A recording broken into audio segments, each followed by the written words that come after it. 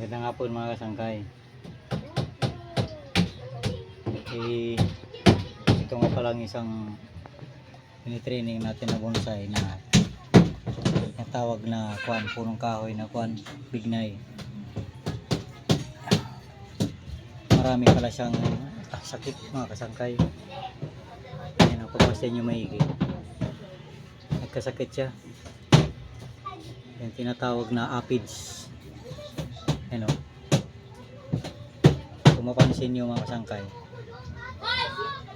may langgam din siyang kasama bukod sa aphids, nilalanggam din siya. Ayan o, dami, kapal. O, nahawa na mga kasangkay itong aking tiyanggubat. Ayan o, pagmasdan nyo mga kasangkay, marami din sa sakit.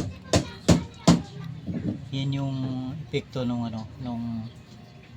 sunod-sunod na ulan. Nagkakasakit sila mga kasangkay. Kahit itong aking balite na tinatawag na lemon top mga kasangkay, matibay na nakahoy ito pero hindi napuwan din siya ng sakit, pati bayabas. Kasi itong mga aphids na to, magtataka kayo mga kasangkay, ito wala naman ito mga paa para makaakyat sa sa katawan ng kahoy o mga sanga o sa dahon. Wala silang mga paa kasangkay. Ang totoo niyan, ang nag-aakyat sa kanila ay yung mga langgam na pula.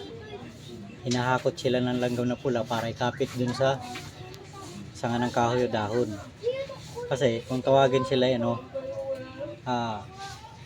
pinaka sugar mommy ng langgam. Sabi nga nila, yung usapan daw nito ng mga langgam at satong aphids, ang langgam na ang bahala mag-akyat sa kanila sa sanga o sa dahon ng isang kahoy. Tapos ang aphids naman ang bahalang magbigay ng pagkain para sa langgam. Kasi kung mapapansin nyo, ang kinakatas nagkakatas tong aphids na to ng matamis, yun naman yung kinakain ng langgam. Kaya kapag may aphids, mayroon din siyang langgam.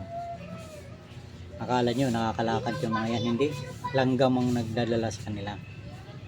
Ngayon, kung paano natin ito pupuksain o papatayin, ay hindi natin ito basta hindi ito namamatay sa mga pesticide. Ang alam ko ang ginagawa namin dito, ginagawa ko, kinukulikta talaga ito mga sangkay.